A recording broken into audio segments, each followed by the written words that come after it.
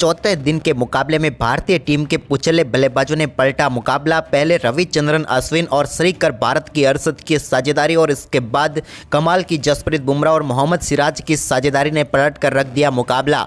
नमस्कार दोस्तों, स्वागत है आपका एक बार फिर हमारे चैनल में। दोस्तों, भारत और इंग्लैंड के बीच चौथे दिन के खेल में बेहद ही रोचक मुकाबला देखने को मिला, लेकिन आखिरकार टीम इंडिया इस मुकाबले में 28 रनों से पीछे जरूर रह गए। लेकिन दोस्तों, आज के पूरे दिन का गेम देखने लायक था। तो दोस्तों, हम आपको इस मुकाबले का पूरा हाईलाइट इस वीडियो में बताएंगे। लेकिन दोस्तों, उससे पहले आप भी इस संघर्षपूर्ण मुकाबले को देखकर खुश है तो इस वीडियो को लाइक जरूर कर दें और साथ ही साथ अभी तक चैनल को सब्सक्राइब नहीं किया तो चैनल को सब्सक्राइब करके बेल आइकन जरूर दबा लें। तो चलिए दोस्तों, जानते हैं इस बेहद ही शानदार मुकाबले का पूरा हाईलाइट शुरुआत से ही। तो दोस्तों, आज के चौथे दिन के खेल की एक बार शुरुआत हुई तो ऑलिव पॉप क्रीज पर उतरे रेहान अहमद के साथ। तो दोस्तों, दोनों बल्लेबाजों ने एक बार फिर शानदार परफॉर्मेंस किया और टीम के स्कोर को काफ़ी शानदार तरीके से आगे बढ़ाया। इस दौरान दोस्तों 19वें ओवर की दूसरी गेंद पर ऑलिव पॉप ने सिंगल के साथ शानदार परफॉर्मेंस करते हुए अपने 150 रन मात्र 212 गेंदों पर ही पूरे कर डाले। इसके बाद भी इनके शानदार परफॉर्मेंस जारी रहा। लेकिन वहीं पर दोस्तों 21वें ओवर की तीसरी गेंद पर जसप्रीत बुमराह के एक और शानदार चौका ऑलिव पॉप ने लगाया। तो वहीं पर इसके बाद रेहान अहमद ने भी रविंद्र जडेजा की गेंद पर काफ़ी शानदार शॉट खेला। लेकिन इसके बाद 83वें ओवर की तीसरी गेंद पर जसप्रीत बुमराह ने रेहान अहमद को कोना भरत के हाथों कैच कराकर पेविलियन भेजा। उन्होंने शानदार परफॉर्मेंस करते हुए 53 गेंदों पर 28 रनों की पारी खेली। तो वहीं पर इसके बाद क्रीज पर उतरे टॉम हार्टली ने आते ही आक्रामक खेल दिखाया और 88वें ओवर की चौथी गेंद पर एक कमाल का चौका देखने को मिला रविचंद्रन अश्विन की गेंद पर। तो वहीं पर इसके बाद एक शानदार स्कूप शॉट खेला ऑलिव पॉप ने रविंद्र जडेजा की गेंद पर। अब दोनों बल्लेबाज कमाल की बल्लेबाजी करते हुए सिंगल डबल के साथ बेहतरीन चौकों के साथ टीम के स्कोर को आगे बढ़ा रहे थे। इस दौरान दोस्तों एक बार फिर कमाल का परफॉर्मेंस करते हुए हार्टली ने सामने की तरफ एक कमाल का शॉट खेला और गेंद को वन बाउंस चौके के लिए एक बार फिर बाउंड्री लाइन के पार भेजा। इसके बाद मोहम्मद सिराज गेंदबाजी करने आए तो उनकी शानदार गेंद पर शॉर्ट गेंद पर 97वें ओवर की पहली गेंद पर एक और शानदार चौका यहां पर हार्टली के बल्ले से देखने को मिला। लेकिन इसके बाद हार्टली की पारी को 101वें ओवर में रविचंद्रन अश्विन ने समाप्त किया। यहां पर उन्होंने हार्टली को बोल्ड करके पेविलियन भेजा, जिन्होंने 52 गेंदों पर 34 रनों की पारी खेली। लेकिन भारतीय टीम को महत्वपूर्ण सफलता यहां पर मिल गई, क्योंकि काफ़ी देर के बाद संघर्ष करने के बाद ये साझेदारी टूटी जो भारत के लिए काफ़ी शानदार थी। हार्टली ने 34 रनों की पारी खेली जो कि महत्वपूर्ण थी। इसके बाद दोस्तों यहां पर भारतीय टीम की तरफ से 102वें ओवर में रविंद्र जडेजा ने मार्क वुड को कोना भरत के हाथों कैच कराकर पेविलियन भेज दिया और एक और सफलता भारतीय टीम की झोली में डाल दी। यानी कि दोस्तों यह सफलता भी टीम के लिए महत्वपूर्ण थी। लेकिन हम बात करें यहां पर मार्क वुड की तो वो 7 गेंदों पर 0 पर ही पेविलियन लौटे। इसके बाद आखिरी विकेट जसप्रीत बुमराह ने लिया और 130वें ओवर की पहली गेंद पर जसप्रीत बुमराह ने ऑलिव पॉप को बोल्ड करके पेविलियन भेजा और पूरी इंग्लैंड की टीम को यहां पर ऑल आउट करके पेविलियन भेज दिया। इंग्लैंड की टीम की हम बात करें दोस्तों तो यहाँ पर शानदार परफॉर्मेंस करते हुए इंग्लैंड ने 420 रन बनाए। तो वहीं पर ऑलिव पॉप ने 196 रनों की शानदार पारी खेली। लेकिन इंग्लैंड की टीम ने 230 रनों की शानदार बढ़त बनाई और भारतीय टीम के सामने 231 रनों का लक्ष्य रखा। आज के इस सेशन की हम बात करें तो यहाँ पर भी इंग्लैंड की टीम ने अपने 4 विकेट जरूर गंवाए, लेकिन शानदार परफॉर्मेंस करते हुए उन्होंने 104 रन भी बनाए। वहीं पर भारतीय टीम 231 रनों के लक्ष्य का पीछा करने उतरी। तो दोस्तों टीम इंडिया की शुरुआत एक बार फिर काफ़ी शानदार रही। टीम इंडिया की तरफ से दूसरे ओवर की पहली गेंद पर रोहित शर्मा के बल्ले से एक कमाल का चौका देखने को मिला, जहां पर उन्होंने behind the square Mark Wood की गेंद को चौके के लिए भेजा। तो वहीं पर इसी ओवर की चौथी गेंद पर भी उनके बल्ले से एक और शानदार चौका देखने को मिला। यहाँ पर भी कमाल का शॉट खेला उन्होंने और गेंद को बाउंड्री लाइन की तरफ भेज दिया। तो इसके बाद दोस्तों यहाँ पर तीसरे ओवर की चौथी गेंद पर जो रूट की गेंद को भी शानदार तरीके से गैप में डाला और रोहित शर्मा ने स्ट्रेट शॉट खेलते हुए गेंद को एक बार फिर चौके के लिए भेजकर टीम इंडिया के लिए शानदार शुरुआत कर दी। लेकिन दोस्तों काफ़ी देर से इंतजार था यशस्वी जायसवाल के बल्ले से रनों का। तो यहाँ पर 5वें ओवर की तीसरी गेंद पर उन्होंने भी जो रूट की गेंद पर बिहाइंड द स्क्वायर काफ़ी शानदार तरीके से गेंद को चौके के लिए बाउंड्री लाइन के पार भेज दिया। इसके बाद 9वें ओवर की 5वीं गेंद पर रोहित शर्मा ने एक बार फिर शानदार शॉट खेलते हुए गेंद को चौके के लिए भेजा। एक फुल टॉस गेंद पर उनका ये कमाल का चौका था। तो वहीं पर इसके बाद 12वें ओवर की पहली अगली गेंद पर भी यशस्वी जायसवाल ने भी कट के जरिए गेंद को एक बार फिर चौके के लिए भेज दिया। लेकिन इसके बाद दोस्तों यहाँ पर दोनों बल्लेबाज अच्छी शुरुआत कर चुके थे, तभी यहाँ पर भारतीय टीम को पहला झटका लगा। यहाँ पर 12वें ओवर की चौथी गेंद पर हार्डली की गेंद पर यशस्वी जायसवाल का एक बेहतरीन कैच ओली पॉप ने पकड़ा और भारतीय टीम को पहला झटका दिया। कमाल का पावर शॉट लेग पर कैच पकड़ा यहाँ पर ओली पॉप ने और पहली सफलता मिल गई। इसके बाद दोस्तों यहाँ पर हम बात करें यशस्वी की, तो उन्होंने 35 गेंदों पर 15 रन बनाए।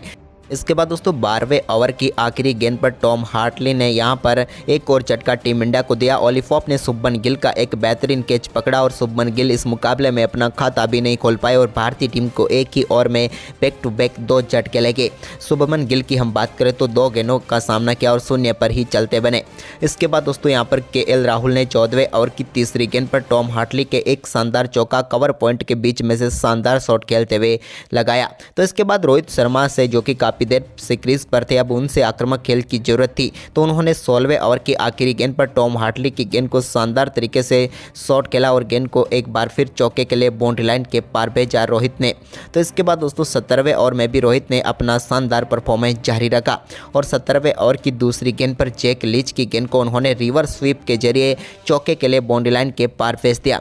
यहाँ पर भी कमाल का शॉट था उनका और गेंद को रिवर्स स्वीप के लिए चौके के लिए भेजा। तो वहीं पर इसकी अगली गेंद पर उनके बल्ले से एक और रिवर्स स्वीप देखने को मिला और बैक टू बैक चौके भारतीय टीम के लिए रोहित शर्मा ने लगा दिए और 2 कमाल के रिवर्स स्वीप उनके बल्ले से देखने को मिले।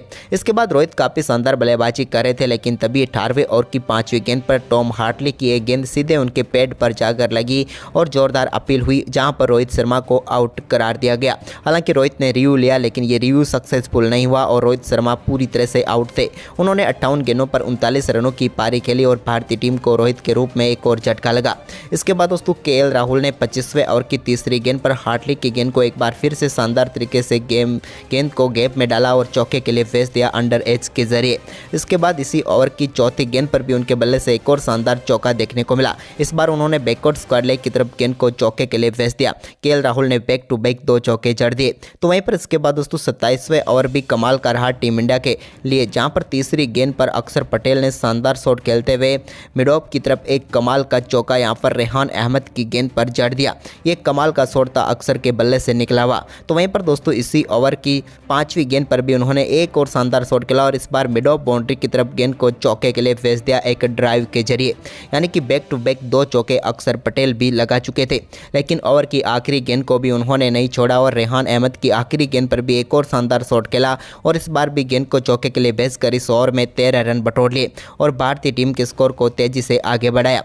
वहीं पर इसके बाद दोस्तों आज चौथे दिन के टी ब्रेक तक भारतीय टीम ने शानदार परफॉर्मेंस करते हुए 29 ओवर में 95 रन बना लिए। भारतीय टीम को जीत के लिए अभी भी 136 रनों की जरूरत थी और केएल राहुल और अक्षर पटेल अभी भी क्रीज पर जमे हुए थे। वहीं पर टीम इंडिया ने आज के इस सत्र की बात करें तो इस सत्र में 29 ओवरों का गेम खेला, जिसमें 3 विकेट गंवाए लेकिन 95 रन बनाए। यह सत्र यहां पर दोनों टीमों के लिए सही रहा, क्योंकि कोई भी टीम इस सत्र को जीत नहीं पाई। लेकिन इसके बाद दोस्तों तीसरे सत्र का खेल जब टीम इंडिया ने आगे बढ़ाया तो भारतीय टीम के लिए ये सत्र काल बनकर उभरा, क्योंकि भारतीय टीम ने चाई काल के बाद पहले ओवर की चौथी गेंद पर ही अक्षर पटेल के रूप में अपना एक और विकेट गंवा दिया। अक्षर पटेल को कॉटिन बोल्ट आउट किया टॉम हैटली ने और भारतीय टीम को करारा झटका लगा। अक्षर की बात करें तो 42 गेंदों का सामना करने के बाद 17 रन बनाकर वो पेविलियन लौटे। तो इसके बाद दोस्तों यहाँ पर केएल राहुल भी ज़्यादा देर तक टिक नहीं पाए और 33वें ओवर की चौथी गेंद पर उनको भी आउट कर दिया शानदार गेंदबाजी करते हुए जो रूट ने, और भारतीय टीम की उम्मीदों को करारा झटका लगा। यहाँ पर हम बात करें केएल राहुल की तो 48 गेंदों पर 22 रन बनाकर पेविलियन लौटे। इसके बाद रविंद्र जडेजा और श्रेयस अय्यर के बीच पार्टनरशिप बनाना जरूरी था, लेकिन इसी बीच एक बेहतरीन चौका 38वें ओवर की तीसरी गेंद पर श्रेयस अय्यर के बल्ले से देखने को मिली। लेकिन इसके बाद दोस्तों यहाँ पर रविंद्र जडेजा जो कि 39वें ओवर की पहली गेंद पर सिंगल रन लेना चाहते थे, लेकिन यहाँ पर गलती हुई और एक डायरेक्ट हिट ने उनकी पारी को भी समाप्त किया और शायद भारत की जीत की उम्मीदों को भी यहाँ पर समाप्त कर दिया रविंद्र जडेजा के इस विकेट ने। रविंद्र जडेजा 20 गेंदों पर 2 रन बनाकर पेविलियन लौटे। इसके बाद दोस्तों 41वें ओवर की दूसरी गेंद पर श्रेयस अय्यर को भी जैक लीच ने जो रूट के हाथों कैच कराकर एक और सफलता इंग्लैंड की टीम की झोली में डाल दी। यानी कि दोस्तों अब इंग्लैंड की टीम बिल्कुल जीत के करीब पहुंच चुकी थी, क्योंकि श्रेयस अय्यर की बात करें तो वो भी 31 गेंदों पर 13 रनों की पारी खेलकर पेविलियन लौटे। वहीं पर इसके बाद दोस्तों रविचंद्रन अश्विन और श्रीकर भारत ने टीम इंडिया के लिए काफ़ी शानदार बल्लेबाजी करनी शुरू कर दी और दोनों बल्लेबाजों ने एक के बाद एक कई शानदार शॉट खेले। हालांकि क्रीज पर दोनों बल्लेबाज काफ़ी शानदार तरीके से जमे रहे और टीम के स्कोर को आगे बढ़ाया। इस दौरान दोस्तों रविचंद्रन अश्विन और श्रीकर भारत ने बेहतरीन बल्लेबाजी की। श्रीकर भारत ने जहां पर रेहान अहमद के एक ओवर में कमाल का चौका लगाया तो इसके बाद दोनों बल्लेबाजों ने सिंगल डबल के साथ धीरे धीरे गेम को आगे बढ़ाना शुरू किया और गेम को और भी आक्रामक कर दिया। लेकिन दोस्तों इसके बाद भारतीय टीम के लिए कमाल की बल्लेबाजी करते हुए श्रीकर भारत ने रेहान अहमद की ही एक और गेंद को चौके के लिए बाउंड्री लाइन के पार भेजा 59वें ओवर की तीसरी गेंद पर और कमाल का चौका जड़ दिया। इसके बाद तो दोनों बल्लेबाजों के बीच शानदार 50 रनों की पार्टनरशिप भी पूरी हो गई। 50 रनों की पार्टनरशिप के बाद ऐसा लग रहा था कि ये दोनों बल्लेबाज आज के दिन के खेल को समाप्त करके कल के दिन भारतीय टीम को जीत की तरफ लेकर जाएंगे। तभी दोस्तों जब सिर्फ 3 ओवर बाकी थे तब टीम इंडिया को एक और झटका लगा और यहां पर आउट होकर पेविलियन लौटे श्रीकर भारत, जिनको यहां पर बोल्ड कर दिया शानदार गेंदबाजी करते हुए टॉम हैटली ने और भारतीय टीम को करारा झटका लगा। हम बात करें श्रीकर भारत की तो दोस्तों उन्होंने 59 गेंदों का सामना किया और 28 रनों की पारी खेली। वहीं पर दोस्तों श्रीकर भारत के आउट होने के बाद रविचंद्रन अश्विन भी ज़्यादा देर तक टिक नहीं पाए और आखिरी ओवर जो था निर्धारित समय का उसमें आज आउट हो गए। उन्होंने 84 गेंदों पर 28 रन बनाए। उनके आउट होने के दोस्तों बाद भारतीय टीम के लिए आखिरी विकेट के लिए अच्छी बल्लेबाजी की मोहम्मद सिराज और उनके साथ मिलकर जसप्रीत बुमराह ने, लेकिन आज के दिन में 30 मिनट का और समय जोड़ा गया, उसमें भी दोनों बल्लेबाजों ने शानदार बल्लेबाजी की और आउट नहीं हुए। लेकिन इसके बाद और टाइम बढ़ाया गया तो यहाँ पर इसके बाद मोहम्मद सिराज स्टंपिंग आउट होकर पेविलियन लौटे और टीम इंडिया को 28 रनों से इस मुकाबले में हार का सामना करना पड़ा। तो दोस्तों आज के इस मुकाबले में आपके हिसाब से भारत की हार का सबसे बड़ा कारण क्या है, आप हमें कमेंट बॉक्स में जरूर बताएं और इस वीडियो को ज़्यादा से ज़्यादा शेयर करें। धन्यवाद।